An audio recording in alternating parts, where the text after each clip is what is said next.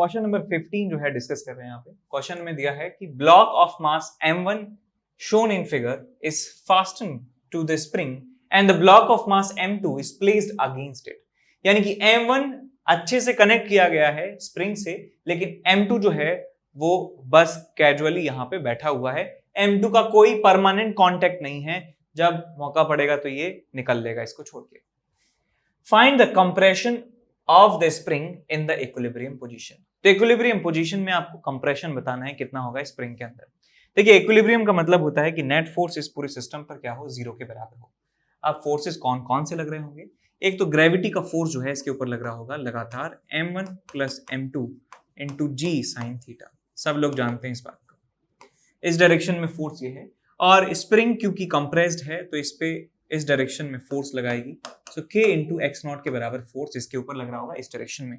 अब इस सिस्टम के ऊपर एक फोर्स इधर है, एक फोर्स इधर है, और कोई फोर्स इस डायरेक्शन में नहीं है। तो मैं कह सकता हूं कि दोनों की वैल्यू जब आपस में बराबर हो जाएंगे मैग्नीट्यूड्स, तो इस पे नेट फोर्स जीरो हो जाएगा। दैट मींस वो पोजीशन जो है इक्विलिब्रियम पोजीशन कहलाएगी। तो यहाँ पे आप फोर्सेस को बराबर करेंगे तो k x not force is force due to the spring, और ग्रेविटी की वजह से जो फोर्स है वो है m1 plus m2 into g sine theta. तो यहां से आपको x नॉट की वैल्यू मिल जाती है। This is the compression at equilibrium position, that is equals to m1 plus m2 into g sine theta divided by k। ये आता है आपका कंप्रेशन एट इक्विलिब्रियम पोजीशन। ठीक है, अब बात करते हैं बी पार्ट की।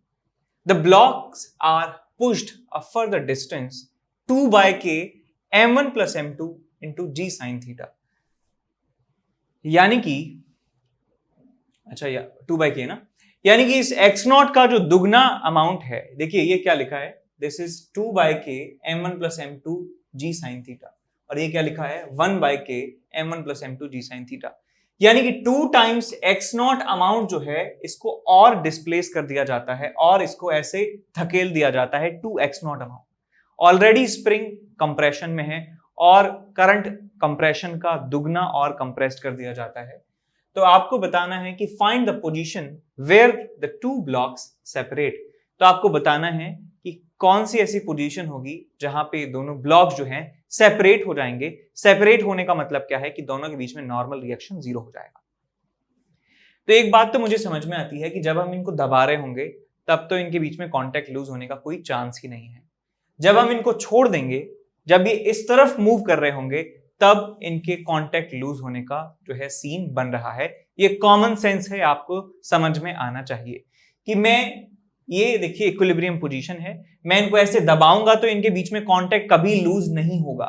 लेकिन मैं जब इनको छोड़ दूंगा, जब ये इधर की तरफ भाग रहे होंगे, ये दोनों ब्लॉक इस डायरेक्शन में मूव कर रहे होंगे, तब मैं कह सकता हूं कि इनके बीच में कांटेक्ट लूज हो सकता है। थोड़ा सा इमेजिन कीजिए सिचुएशन को। ब्लॉक को मैंने प्रेस कर दिया है और छोड़ दिया है, ये दोनों ब्लॉक जो हैं भाग रहे हैं इस डायरेक्शन में, और इनके बीच में कांटेक्ट लूज हो सकता है यदि वो बहुत ज्यादा तेजी से भाग रहे हैं। सो हमें वही पोजीशन निकालनी है, कितनी कौन सी पोजीशन पे ऐसा होगा। तो देखिए यहां पे ये इंक्लाइन प्लेन मैंने बना दिया है, ये इनकी इक्विलिब्रियम पोजीशन थी। यहां पे स्प्रिंग में एक्सटेंशन की बात करें x नॉट के बराबर था, और यहां पे जब उन्होंने यहां से उनको छोड़ा था x की वैल्यू 3x नॉट के बराबर थी। x नॉट ऑलरेडी था और 2x नॉट और जबरदस्ती एक्सटेंशन करवाया, कंप्रेशन करवाया है कि 2x नॉट डिस्टेंस थी। तो मैंने मान लिया कि हमारे जो ब्लॉक्स हैं, जो ब्लॉक है छोटू वाला, दूसरा वाला, ये वाला m2, मैं m2 की बात कर रहा हूं। m2 के ऊपर एक नॉर्मल जो है लग रहा है इस तरफ, एक इसको ग्रेविटेशनल फोर्स लग रहा है इस तरफ m2 जी साइन थीटा, और कोई फोर्स है तो नहीं इसके पास। इसके ऊपर सिर्फ नॉर्मल रिएक्शन लग सकता है और एक ग्रेविटेशनल फोर्स लग सकता है। अब क्योंकि ये मीन पोजीशन से अवे जा रहे हैं, देखिए इस मीन पोजीशन से ये दूर जा रहा है, तो इसका एक्सेलरेशन किस डायरेक्शन में होगा? इसका एक्सेलरेशन होगा इस डायरेक्शन में, that will be equal to omega square x। तो यहाँ पे मैं न्यूटन सेकंड लॉ इस्तेमाल कर सकता हूँ कि net force is equal to mass into acceleration. तो यहाँ मैं लिखूंगा इस डायरेक्शन में फोर्स कितने हैं इसके पास, m2g sin theta minus n is equal to mass m2 into acceleration which is omega square into x। अब नॉर्मल की वैल्यू आपको 0 के बराबर पुट करनी है, तो ये 0 के बराबर पुट कर दीजिए। m2 से m2 कैंसिल आउट हो गया, आपको g sin theta is equal to omega square into x. अब ओमेगा की जो वैल्यू है वो आप पुट कर सकते हैं टाइम पीरियड से। हम जानते हैं कि ऐसे एक सिस्टम का जो टाइम पीरियड होता है वो होता है 2 pi under root M by K, 2 pi under root M by K. तो यहां से ये जो वैल्यू है ये 1 अपॉन ओमेगा के बराबर है, तो ओमेगा की वैल्यू आपको मिल जाती है अंडर रूट ऑफ के अपॉन m1 प्लस m2। ये वैल्यू उठा के रख दीजिए वहां पे, बिकॉज ये दोनों ब्लॉक्स एक साथ ऑसिलेटरी मोशन करेंगे, एसएचएम करेंगे, तो इनका टाइम पीरियड यही रहने वाला है और इनका ओमेगा ऐसा ही रहने वाला है। तो यहाँ पे ओमेगा स्क्वायर की वैल्यू रख देंगे k upon m1 plus m2 into x is equal to g sine theta. तो आपको मिल जाएगा x is equal to m1 plus m2 into g sine theta divided by k। ये आपको x की वैल्यू मिल जाती है। यहां ये x का मतलब क्या है?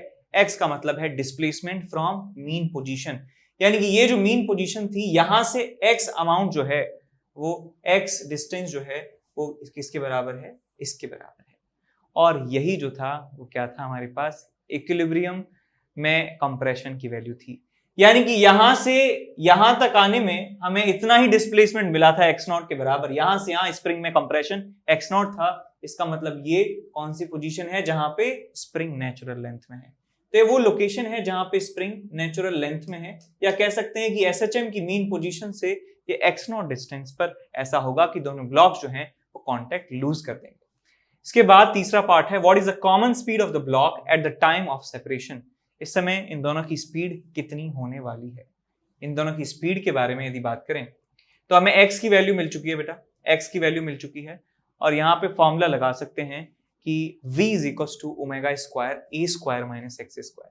तो यहाँ पे आप लगा सकते हैं formula that v is equal to omega under root of A square minus x square.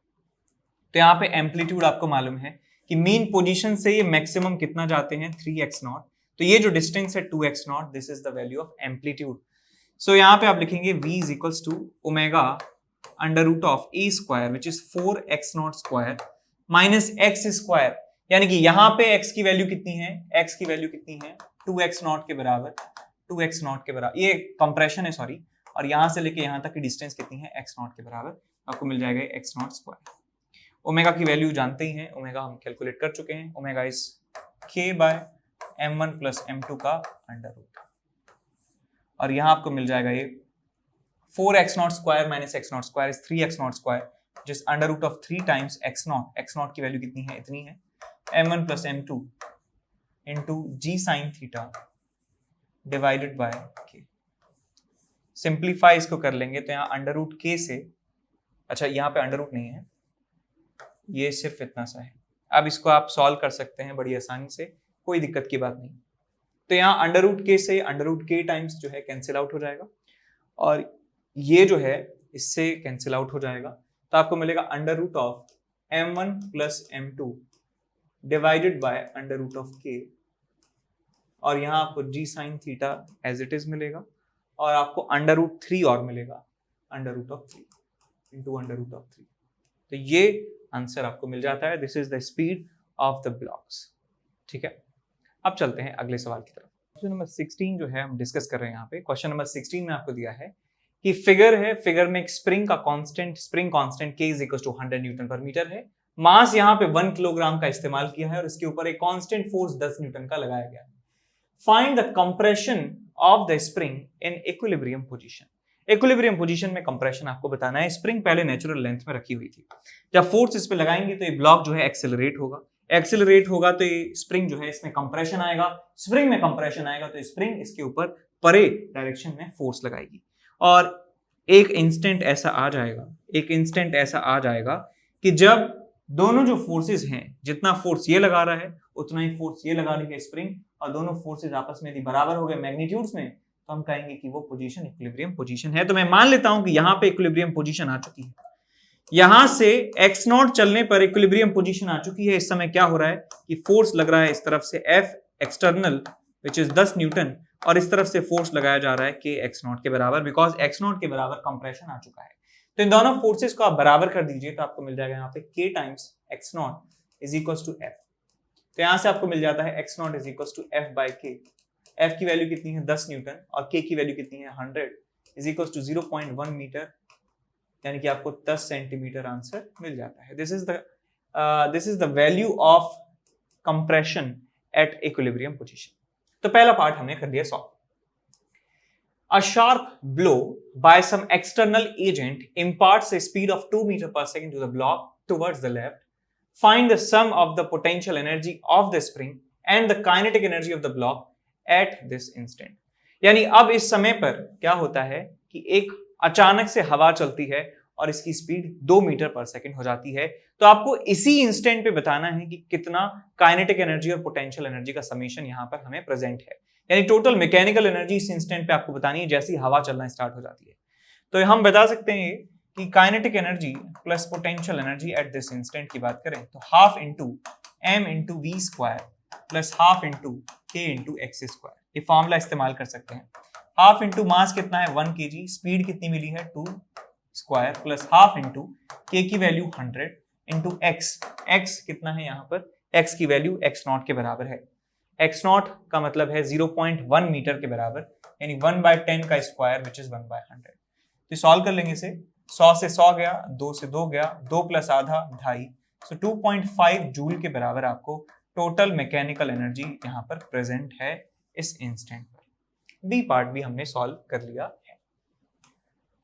अब सी पार्ट में इन्होंने कहा है, सी पार्ट पढ़िए, find the time period of the resulting simple harmonic motion. अब जो SHM यहाँ पे होगा उसका, अब देखिए यहाँ पे इसको स्पीड मिल चुकी है तो इधर जाएगा, फिर इधर जाएगा, फिर इधर जाएगा, फिर इधर जाएगा, फिर इधर जाएगा, फिर इधर जाएगा, और ये अपनी इक्विलिब्रियम पोजीशन के अबाउट सिंपल हार्मोनिक मोशन करेगा। हम ये बात जानते हैं कि जो कांस्टेंट फोर्सेस होते हैं, यदि एक आपके पास SHM है और उसमें कोई कांस्टेंट फोर्स लग रहा है तो उस कांस्टेंट फोर्स का कोई भी इफेक्ट नहीं पड़ता है टाइम पीरियड ऑफ ऑसिलेशन में, फ्रीक्वेंसी में। फर्क पड़ता है सिर्फ जो उसकी इक्विलिब्रियम पोजीशन है वो शिफ्ट हो जाती है फोर्स एक कांस्टेंट फोर्स के लगने से, लेकिन टाइम पीरियड और फ्रीक्वेंसी जो है वो सेम रहती है। तो जो टाइम पीरियड इस ब्लॉक का, ब्लॉक स्प्रिंग ब्लॉक सिस्टम का बिना फोर्स के होता, वही टाइम पीरियड अभी भी होगा कांस्टेंट फोर्स की उपस्थिति में भी। ऐसी सेम हम बात करते हैं जब वर्टिकल स्प्रिंग मास सिस्टम होता है तो उसमें कांस्टेंट फोर्स mg के बराबर लग रहा होता है, तो वो एक टाइम पीरियड और फ्रीक्वेंसी पर कोई इफेक्ट नहीं डालता है, बस हमारी इक्विलिब्रियम पोजीशन शिफ्ट हो जाती है। तो वही कॉन्सेप्ट यहाँ पे इस्तेमाल करेंगे कि कांस्टेंट फोर्स से कोई टाइम पीरियड में चेंज नहीं आएगा, जो बिना फोर्स के टाइम पीरियड होता है स्प्रिंग ब्लॉक सिस्टम का, वही टाइम पीरियड यहाँ पे मिलने वाला है, दैट इज 2π/m/k। तो यहाँ से टाइम पीरियड की वैल्यू निकाल सकते हैं, t = 2π/m/k, 2π/m, m mass is 1 kg divided by k is 100, आ जाएगा ये π/50, π/5 सेकेंड के बराबर, टाइम पीरियड π/5 सेकेंड, ये आएगा 10, 2π/10, π/5। इसके बाद चलते हैं अगले पार्ट की तरफ, और अभी तक यदि सब्सक्राइब नहीं किया है प्लीज सब्सक्राइब कर लीजिए चैनल को। और इसमें ई पार्ट में दिया है, write the potential energy of the spring when the block is at left extreme.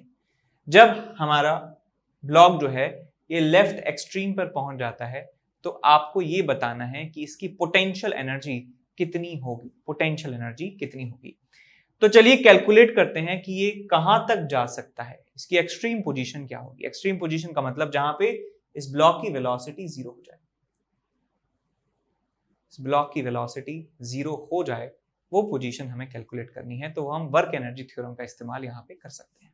कैसे कि हमारे पास एक ब्लॉक है यहाँ पे रखा हुआ है और स्प्रिंग में कुछ कंप्रेशन अभी इस समय प्रेजेंट है, स्प्रिंग को की कंप्रेशन को x0 कहा गया है, x0, और इसकी स्पीड है अभी 2 मीटर पर सेकेंड और इसके ऊपर एक फोर्स भी लग रहा है 10 न्यूटन के बराबर। एक ऐसा इंस्टेंट आता है, एक ऐसा इंस्टेंट आता है जहां पे इसकी वेलोसिटी जो है 0 के बराबर हो जाती है, वेलोसिटी 0 हो जाती है, फोर्स अभी भी लग रहा है 10 न्यूटन के बराबर, और इस स्प्रिंग में एक्सटेंशन की बात करूं तो किसके बराबर है, मैं यहाँ पे लिख सकता हूं x0 प्लस a के बराबर मान लेता हूं कि x0 तो इसमें ऑलरेडी है और यहां से इस मीन पोजीशन से ये a डिस्प्लेस हो चुका है, ये यहां से a डिस्टेंस और आगे चला गया, तो टोटल कंप्रेशन जो है वो x0 प्लस a के बराबर आ चुका है। तो ये इनिशियल स्टेज है, फाइनल स्टेज है, तो मुझे इस स्टेज के बीच में वर्क एनर्जी थ्योरम लगाना है। तो यहाँ पे मैं लिखूंगा work done by all the forces is equals to change in kinetic energy. अब देखिए कौन कौन कितना कितना काम कर रहा है। तो पहले बात करें एक्सटर्नल एजेंट की। एक्सटर्नल एजेंट 10 न्यूटन लग रहा है हमेशा, और उसने कितना डिस्प्लेसमेंट मचाया है, A के बराबर। सो 10 into A, this is the work done by external agent, this is work done by external force. अब बात करें स्प्रिंग फोर्स की। स्प्रिंग फोर्स का वर्क डन होता है minus of change in potential energy, यानी U initial minus U final is the work done by spring. तो यहां देखिए U इनिशियल ये आपको पता होना चाहिए। Work done by external agent आपने सुना होगा कि डेल्टा U के बराबर होता है। यदि किसी कंजर्वेटिव फोर्स की बात कर रहे हैं तो उसमें, या इसको ऐसे देखो कि कोई भी कंजर्वेटिव फोर्स का जो वर्क डन है वो होता है आपके पास माइनस ऑफ डेल्टा U के बराबर, यानी U initial minus U final. चाहे स्प्रिंग हो, चाहे ग्रेविटी हो, कोई भी कंजर्वेटिव फोर्स हो, तो उसमें ये फॉर्मूला इस्तेमाल करते हैं। एक्सटर्नल एजेंट डेल्टा U होता है और कंजर्वेटिव फोर्स का माइनस डेल्टा U होता है। तो हम यहाँ पे जानते हैं कि इनिशियली कंप्रेशन जो है, इनिशियली जो आपके पास पोटेंशियल एनर्जी है वो हाफ के एक्स स्क्वायर के बराबर है, हाफ के एक्स नॉट स्क्वायर के बराबर। सो हाफ इंटू के की वैल्यू है 100 इंटू एक्स नॉट का स्क्वायर, एक्स नॉट का मतलब है 0.1 का square. This is the initial potential energy of the spring minus final potential energy. Final जो आपके पास कंप्रेशन आ चुका है, that is x naught plus a. तो यहाँ पे मैं लिखूंगा half into 100 into 0.1 plus a का square. This bracket is equal to work done by spring force. तो यहाँ पे जो एक्सटर्नल फोर्स है, यानी कि ये वाला फोर्स, इसका वर्क डन लिख दिया, स्प्रिंग का वर्क डन लिख दिया, ग्रेविटी का कोई वर्क डन नहीं है, नॉर्मल का कोई वर्क डन नहीं है, बिकॉज ये परपेंडिकुलर फोर्स है डिस्प्लेसमेंट के, is equal to change in kinetic energy. Final kinetic energy 0 minus initial kinetic energy is half into 1 into 2 square.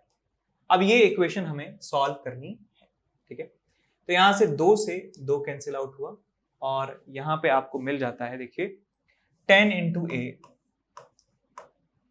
Plus यहाँ पे 50 जो है आप कॉमन ले लेंगे और आपको मिल जाएगा 0.1 का स्क्वायर, और यहाँ पे मिल जाएगा 0.1 प्लस ए का स्क्वायर। तो ये मिल जाता है आपको, इसको ए स्क्वायर माइनस बी स्क्वायर को ए प्लस बी ए माइनस बी लिखा जा सकता है। तो 0.1 प्लस 0.1 प्लस ए, और इसको लिख सकते हैं 0.1 माइनस 0.1 माइनस ए, और ये मिल जाएगा आपको माइनस ऑफ 2 के बराबर, माइनस ऑफ 2 के बराबर।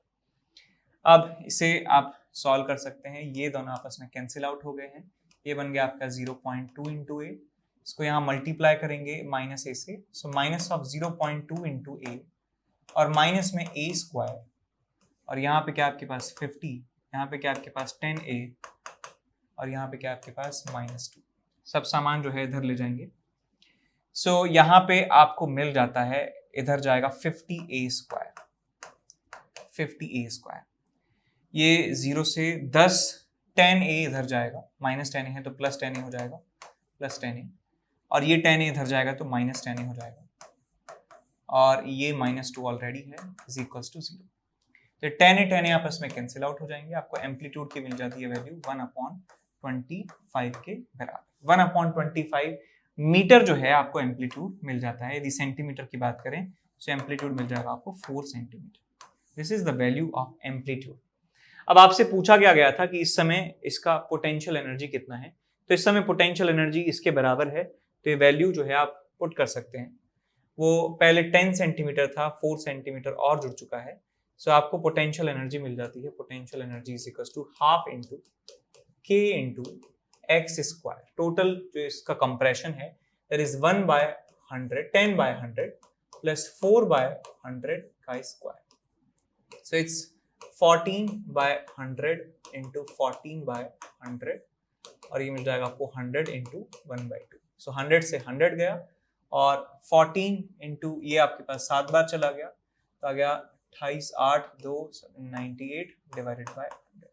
तो आपको मिल जाती है potential energy is equal to 0.98 joule के बराबर। This is the value of potential energy, ठीक है। क्वेश्चन नंबर 17 जो है डिस्कस कर रहे हैं यहाँ पे। क्वेश्चन में दिया है आपको कि टाइम पीरियड ऑफ ऑसिलेशन बताइए यदि मास m है तीनों में, और ABC 3 तरह के हमारे पास कॉन्फ़िगरेशन दिए हुए हैं, स्प्रिंग कांस्टेंट भी सामने लिखे हुए हैं। अच्छा, तो देखिए कि स्प्रिंग का पैरेलल कॉम्बिनेशन, सीरीज कॉम्बिनेशन आपको मालूम है कि यदि स्प्रिंग एंड टू एंड जो है जुड़ी हुई हैं तो उनको सीरीज कॉम्बिनेशन कहा जाता है। सीरीज कॉम्बिनेशन में जो इक्विवेलेंट आपका स्प्रिंग कांस्टेंट होता है, इसका फॉर्मूला होता है 1/k equivalent is equal to 1/k1 plus 1/k2 plus 1/k3 plus 1/kn up to kn।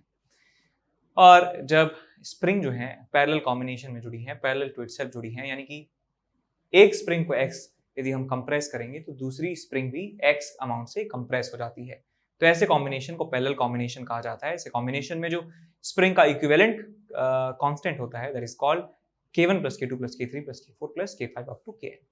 तो आपको यही पहचानना है कि स्प्रिंग सीरीज में कंबाइंड है, सीरीज में कनेक्टेड है, पैरेलल में कनेक्टेड है। तो ये देखिए यहाँ पे, यदि मैं इस ब्लॉक को यदि डिस्प्लेस कर देता हूँ, यहाँ पे ले आता हूँ इस ब्लॉक को यदि यहाँ पे ले आता हूँ, तो ये इसको x डिस्प्लेस कराने से ये वाली स्प्रिंग में भी x एक्सटेंशन आएगा और इस वाली स्प्रिंग में भी x एक्सटेंशन आएगा। तो इसका मतलब ये दोनों पैरेलल कॉम्बिनेशन में कनेक्टेड हैं। तो यहां से मुझे ये समझ में आया कि ये पैरेलल है। तो बात करेंगे क्या आएगा आंसर। यहां पे बात करें यदि इस स्प्रिंग को मैं राइट में डिस्प्लेस कर देता हूं,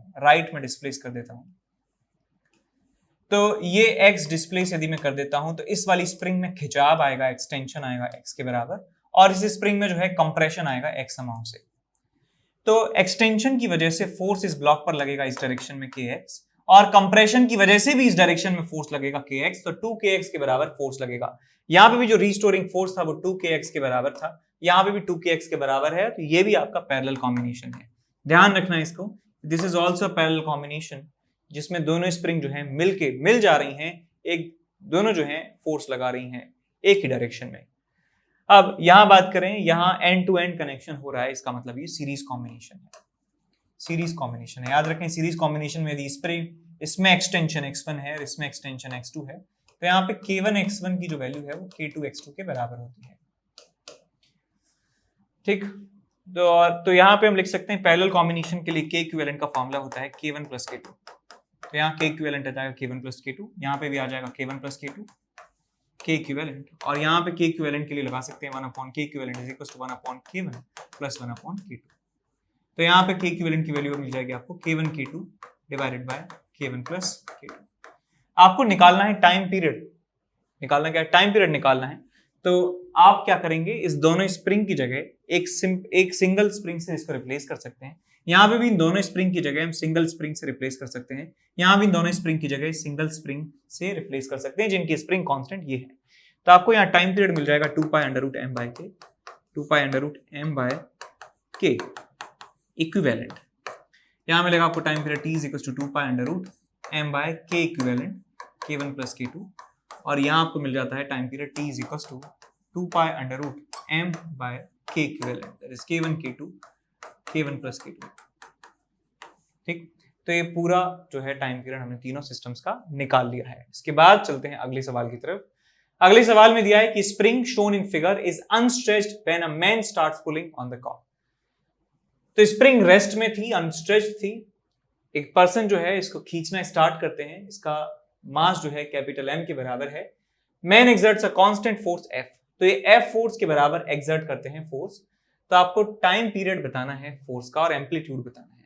अब टाइम पीरियड के बारे में पहले भी बता चुका हूं कि जब कांस्टेंट फोर्स लगता है तो टाइम पीरियड पे कोई फर्क नहीं पड़ता है। टाइम पीरियड जो स्प्रिंग ब्लॉक सिस्टम का बिना फोर्स के होता है वही कांस्टेंट फोर्स के साथ होता है। सो टाइम पीरियड ऐसे सिस्टम्स का होता है 2π√m/k।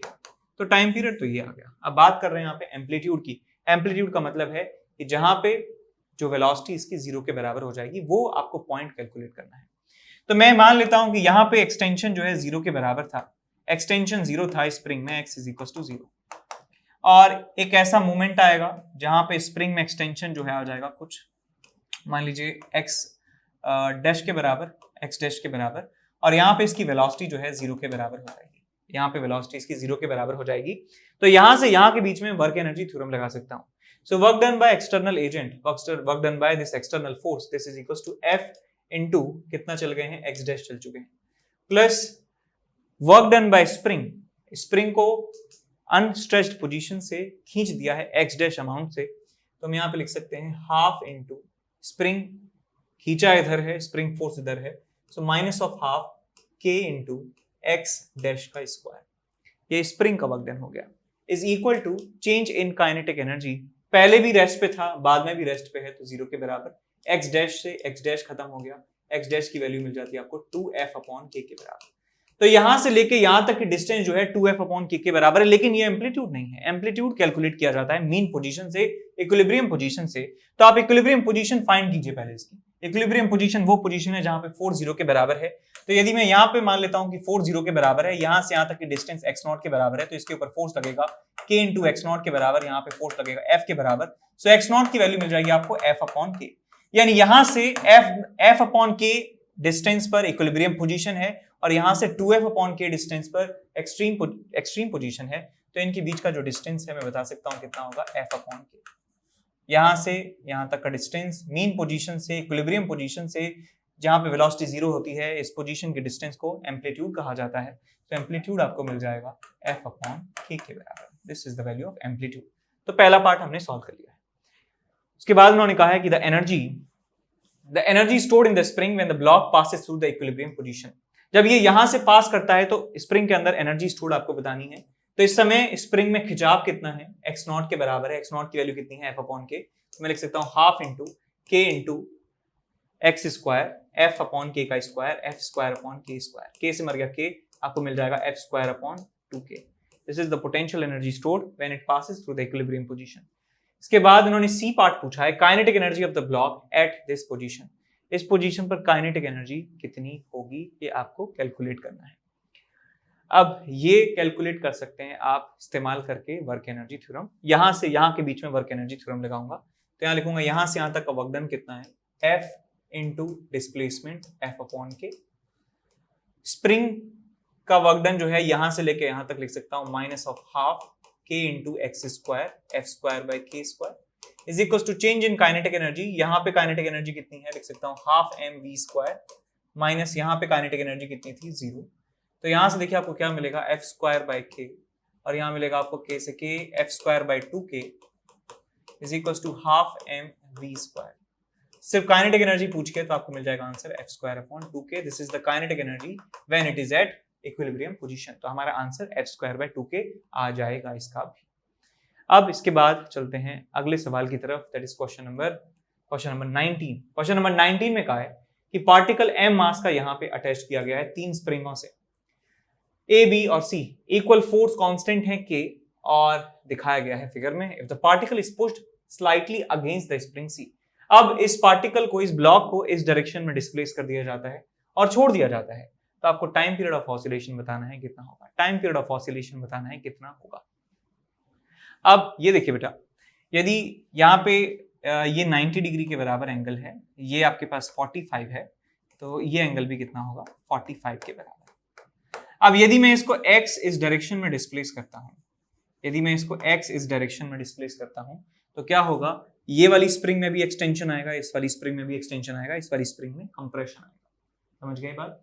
तो देखिए बेटा, इसको x यदि डिस्प्लेस करते हैं इस तरफ, तो ये भी x cos 45 डिस्प्लेस हो जाती है और ये वाली स्प्रिंग भी x cos 45 sin 45 लिख सकते हैं, डिस्प्लेस हो जाती है। यानी B वाली स्प्रिंग में जो एक्सटेंशन है वो x sin 45 है, x/√2 कह सकता हूं। इस वाली स्प्रिंग में भी एक्सटेंशन कितना है आपके पास, x/√2 के बराबर, और इन दोनों का जो रिजल्टेंट है वो कितना है, x के बराबर। ये यहाँ पे क्वेश्चन में बताया गया है। ठीक है, ये हमने पता लगा लिया। इसको x खींचेंगे तो यार ये वाली स्प्रिंग भी x/√2 आ जाएगी नीचे, और ये वाली स्प्रिंग जो है ये लेफ्ट में पहुंच जाएगी x/√2 अमाउंट से। तो टोटल फोर्स की बात करें कि टोटल फोर्स लग कितना रहा है, यदि इसको मैं x खींचता हूं इस डायरेक्शन में, तो टोटल तीनों स्प्रिंग में कितना फोर्स लगा रही है। तो आप देख सकते हैं कि इस स्प्रिंग पे एक फोर्स लगेगा यहाँ पे kx के बराबर, एक फोर्स लगेगा यहाँ पे, इसको खींचा गया है, इसको दबाया है तो kx फोर्स लगेगा इस डायरेक्शन में, और ये फोर्स लगेगा kx/√2 इस डायरेक्शन में, और एक फोर्स लगेगा kx/√2 इस डायरेक्शन में। तो kx/√2 और kx/√2 का यदि हम नेट निकालना चाहें तो आपको मिल जाएगा √2 टाइम्स kx/√2। √2 से √2 गया, kx फोर्स इन दोनों का रिजल्टेंट, kx फोर्स इस स्प्रिंग की वजह से, तो टोटल फोर्स इस ब्लॉक पर जो लगेगा that is 2 times k into x।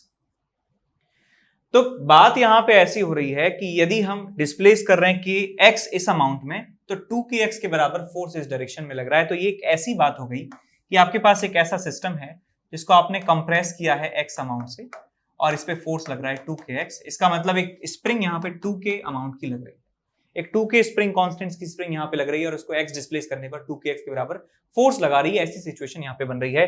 तो मैं इन तीनों स्प्रिंग्स को हटा के एक सिंगल स्प्रिंग लगा सकता हूं जिसका स्प्रिंग कांस्टेंट 2k के बराबर है। तो आपको टाइम पीरियड मिल जाएगा t = 2 pi under root of m by 2k। तो ये हमारा आंसर आ गया टाइम पीरियड का। ठीक,